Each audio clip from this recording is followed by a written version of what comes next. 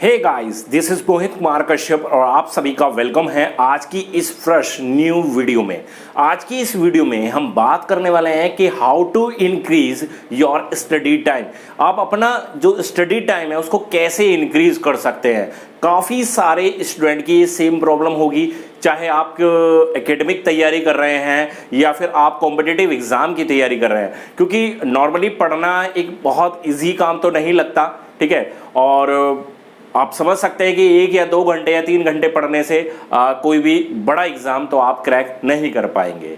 तो ऐसे में हमें ज़रूरत हो जाती है कि अपने जो टाइम है, अपने पढ़ाई के समय को कैसे हम बढ़ा सकते हैं और कैसे किस पढ़ाई की क्या टेक्निक का हमें यहाँ पर इस्तेमाल करना पड़ेगा ताकि हम ज़्यादा से ज़्यादा समय अपनी पढ़ाई को दे पाएँ। तो बिल्कुल एक एक बात को आपको क्लियरली गाइज यहाँ पर समझ के चलना है, जो भी मैं इस वीडियो के अंदर आपके साथ आज डिस्कस करके चलूँगा। पढ़ाई एक आसान काम नहीं है, ये आप समझ सकते हैं। आज के समय में एक तपस्या के ही जैसा है। जैसे प्राचीन काल में ऋषि मुनि लोग एक तपस्या करते थे और तपस्या करने के बाद भगवान से एक वरदान हासिल कर लेते थे, ठीक है। तो आज के टाइम में वो स्टडी, वो पढ़ाई करना भी वही तपस्या है। आप पढ़ाई करते हैं, पढ़ाई जितनी डेडिकेशन के साथ की गई है उसी हिसाब से आपको गवर्नमेंट जॉब भी हासिल हो जाती है।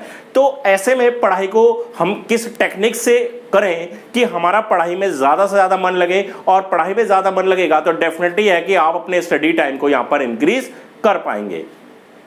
तो देखिए, यहाँ पर मैं आप लोगों के साथ कहना चाहूँगा कि आप जब भी स्टडी करते हैं, ठीक है, आप कोई ना कोई चैलेंज यहाँ पर आप अपने लिए रखें, है ना। जैसे कि हम कोई भी गेम खेलते हैं, हमें गेम में इंटरेस्ट क्यों आता है? सारा मैटर इंटरेस्ट का, जो मैंने अपनी फर्स्ट वीडियो में आपसे बोला था, है ना। सारा मैटर इंटरेस्ट का ही है। आप किसी चीज में कितना इंटरेस्ट लेते हैं वो उतना ही बेहतर आपको क्लियर हो पाएगा, है ना। तो यहां पर सारा मैटर इंटरेस्ट का है, तो आपको इंटरेस्ट लेना पड़ेगा अपनी पढ़ाई में। जैसे आप गेम में इंटरेस्ट लेते हैं, गेम में इंटरेस्ट क्यों होता है? क्योंकि जब आप गेम खेलते हैं, एक स्टेज पार करेंगे तो आपको एक मोटिवेशन मिलता है कि हाँ, मैंने एक स्टेज पार कर लिया, मैं दूसरी स्टेज के लिए गेम को आगे बढ़ाता हूं, है ना। तो सेम पढ़ाई में भी आपको कुछ ऐसे ही टास्क अपनाने पड़ेंगे, कुछ ऐसे ही चैलेंजेस आपको लेने पड़ेंगे। चाहे वो मैथमेटिक्स सब्जेक्ट हो, चाहे वो जीके जीएस हो, इंग्लिश हो या फिर रीजनिंग हो, या अगर आप एकेडमिक तैयारी कर रहे हैं तो एकेडमिक में आपके जो भी सब्जेक्ट है उसमें। तो यहां मैं बताना चाहूंगा कि अगर मान लीजिए आप जीके जीएस ही पढ़ रहे हैं, है ना, तो आपको क्या करना है कि आपको कुछ माइलस्टोन अपने हिसाब से यहां पर सेट करके चलना होगा। माइलस्टोन कैसे आप सेट करेंगे? मान लीजिए आपने आज सोचा है कि आज मुझे जीके के 200 सवाल तैयार करने हैं, 200 एमसीक्यू क्वेश्चंस में तैयार करके चलूंगा।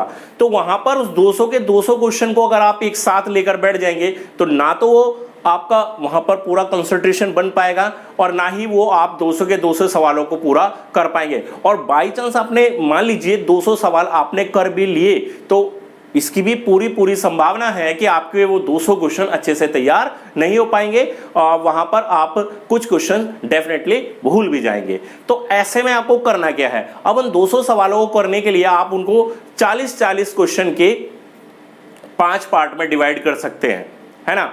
आपको 40 क्वेश्चन भी एक साथ ज्यादा लगता है तो आप 20-20 के पार्ट में उनको डिवाइड कर सकते हैं। आपको वो भी ज्यादा लगता है तो आप 10-10 क्वेश्चन के पार्ट में उनको डिवाइड कर सकते हैं। ये सब आपके अपने ऊपर है, आपकी अपनी कैपेसिटी के ऊपर है। स्टार्टिंग में आपको थोड़ा सा चैलेंज पूरा करने में थोड़ी सी प्रॉब्लम हो सकती है, बट जब इसमें आपकी एक होप बनने लगेगी, उम्मीद बनने लगेगी कि हाँ मैं चैलेंज पूरे कर पा रहा हूं, तो आपका मोटिवेशन बढ़ेगा और डेफिनेटली आप बड़े बड़े चैलेंज भी पूरे करने शुरू कर देंगे। तो मान लीजिए मैंने कहा चलो 20-20 क्वेश्चन का ही आपने चैलेंज लिया, तो 20 क्वेश्चन के लिए आपने वहां पर 10 से 15 मिनट का अपने आप को समय दे देना है। अगर आप 10 मिनट में कर सकते हैं तो 10 मिनट में कर लीजिए, 15 मिनट में कर सकते हैं तो 15 मिनट में उन क्वेश्चन को तैयार कीजिए।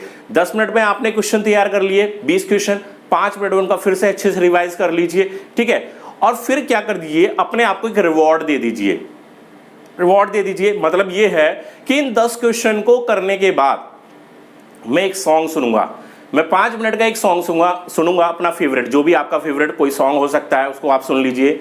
म्यूजिक में मैक्सिमम सभी लोगों का इंटरेस्ट होता है। कोई भी अदर एक्टिविटी करनी है आपको, ठीक है, आप अपने आप को एक रख सकते हैं कि जब ये 10 मिनट पूरे हो जाए, 10 क्वेश्चन पूरे हो जाएंगे तो मैं एक गिलास पानी पीऊंगा, ये आप अपने लिए एक चैलेंज रख सकते हैं। तो एक तरह से अपने आप को रिवार्ड देते हुए चलिए, 10 क्वेश्चन पर एक रिवार्ड दे दिया, फिर 20 क्वेश्चन कंप्लीट हो जाएंगे, फिर एक रिवार्ड देते चलिए, फिर 30 क्वेश्चन पर रिवार्ड देते चलिए। तो इस तरीके से क्या होगा, इस तरीके से क्या होगा कि वो आपके लिए एक गेम बन जाएगा, एक गेम की तरह हो जाएगी। आपकी स्टडी क्या हो जाएगी, एक गेम की तरह हो जाएगी और आपका उसमें इंटरेस्ट बनने लगेगा। और जब इंटरेस्ट बनेगा तो डेफिनेटली स्टूडेंट रिजल्ट तो अच्छा आएगा ही आएगा, क्योंकि यहां पर जब हम किसी चीज में इंटरेस्ट दिखाते हैं, उसको मन से करते हैं, तो डेफिनेटली रिजल्ट पॉजिटिव बनता ही बनता है। और इससे क्या होगा, आपका स्टडी टाइम इंक्रीज हो जाएगा। जहां आप 1 घंटे 2 घंटे ही बड़ी मुश्किल से पढ़ पाते थे, तो आप बहुत ज्यादा समय 8 घंटे 10 घंटे तक भी अपनी पढ़ाई को कंटिन्यू रख सकते हैं। चैलेंज एक्सेप्ट करते चले जाइए, चैलेंज को पूरा करते चले जाइए, माइलस्टोन को पूरा करते चले जाइए और इस हिसाब से प्रिपरेशन को आगे बढ़ाते चले जाइए। ये जो चैलेंज वाली मैंने बात कही है, ये केवल 1 दिन के लिए नहीं है, ये केवल 2 दिन के लिए नहीं है, ये आपको कंटिन्यू इस पर वर्क करना है ना। ना ही आप 1 हफ्ते के लिए, ना ही 10 दिन, इसको आप लगातार अपनी प्रिपरेशन में शामिल कीजिए। जब भी आप जीके जीएस पढ़ते हैं तो आप इसको शामिल करके चलिए। मैथमेटिक्स में भी आप ये एक्सपेरिमेंट कीजिए। मैथमेटिक्स में कर सकते हैं, मान लीजिए आपने कोई टॉपिक उठाया, कोई भी टॉपिक हो सकता है, नंबर सीरीज का टॉपिक है, नंबर सिस्टम का टॉपिक है, परसेंटेज का टॉपिक है, ठीक है, प्रॉफिट एंड लॉस का कोई टॉपिक हो सकता है। तो वहां पर आपने देखना यह है कि मान लीजिए फर्स्ट पेज पे 10 क्वेश्चन है, तो आपने अपने आप को एक टास्क दे देना है कि मुझे 15 मिनट के अंदर ये 10 क्वेश्चन पूरे कंप्लीट सॉल्व कर लेने हैं। ठीक है, 15 मिनट में आपने 10 क्वेश्चन सॉल्व किए। अब 10 में आपसे हो सकता है कि 8 क्वेश्चन ही सॉल्व हो, 7 क्वेश्चन सॉल्व हो या 6 क्वेश्चन सॉल्व हो, लेकिन आप पूरे डेडिकेशन के साथ 15 मिनट बैठेंगे ना उस काम के लिए, बिल्कुल 6 क्वेश्चन सॉल्व हुए, कोई दिक्कत नहीं। 4 क्वेश्चन आपका डाउट है, उनको मार्क कर दीजिए। अगले 15 मिनट का फिर अपने आप को टास्क दे दीजिए उन 4 क्वेश्चन को सॉल्व करने का। ये 4 क्वेश्चन आप कम समय में कर सकते हैं, तो उसी हिसाब से आप उसको टास्क दे दीजिए। जब 10 क्वेश्चन आपके कंप्लीटली सॉल्व हो जाते हैं, फिर नेक्स्ट 10 क्वेश्चन का आप अपने आप को टास्क दे दीजिए। इस तरीके से आगे बढ़ते चले जाइए। रीजनिंग में ये बहुत अच्छा काम करता है। रीजनिंग में क्वेश्चन क्या होते हैं, जितने ज्यादा से ज्यादा प्रैक्टिस करोगे उतने ही नए नए क्वेश्चन आपके सामने आएंगे, उतनी प्रैक्टिस बेहतर होती चली जाएगी, उतना ही बेहतर आपका रिजल्ट बनता चला जाएगा। इसी तरह से स्टेप टू स्टेप आपकी प्रिपरेशन बेहतर होती चली जाएगी।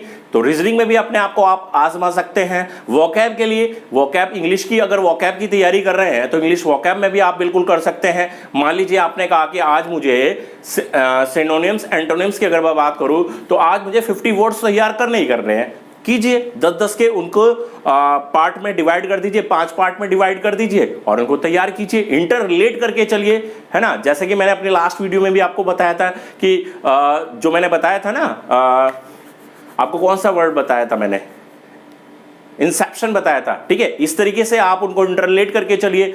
याद करने की नई नई टेक्निक आप उसमें लगा सकते हैं। जिस टेक्निक के हिसाब से मैंने आपको बताया था ना, वही टेक्निक आप वोकैब को तैयार करने में आप लगा सकते हैं। इससे क्या होगी, वर्ड पावर इंप्रूव होगी आपकी, है ना, और जो कि एग्जाम के लिए हेल्पफुल है ही, वैसे भी दैनिक जीवन में आपके बहुत काम आने वाली है।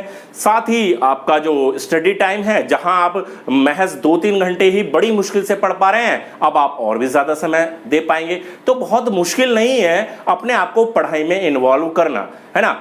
हालांकि मैंने कहा कि तपस्या के बराबर है, लेकिन इंटरेस्ट अगर बन जाए, जो तपस्या हुआ करती थी उसमें कोई इंटरेस्ट नहीं होता था, वहां तो एक बार बैठ जाते थे, सब पानी जल सबका त्याग करके बैठ जाते थे। आपको ऐसा तो नहीं करना है, आपको तो एक नए अंदाज में करना है।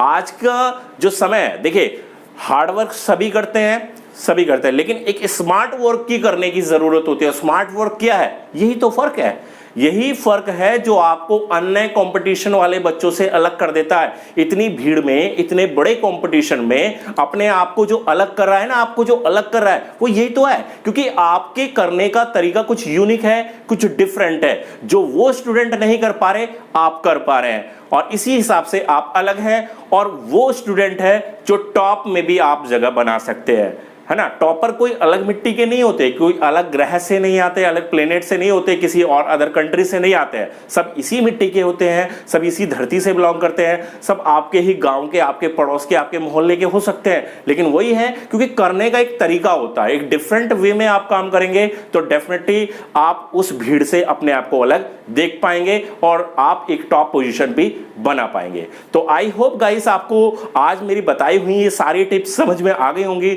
और डेफिनेटली आप इन पर वर्क करेंगे। आप इन पर वर्क करके देखिए, आपको डेफिनेटली फर्क खुद दिखाई दे जाएगा। अगर आपको फिर भी कोई डाउट लगता है कि इसको किस तरह से इंप्लीमेंट किया जाए, क्योंकि कुछ ऐसे स्टूडेंट होंगे जिनको क्लियरली सारी चीजें नहीं क्लियर हो पाई होंगी, तो वो मुझसे चैट पे बात कर सकते हैं, है ना।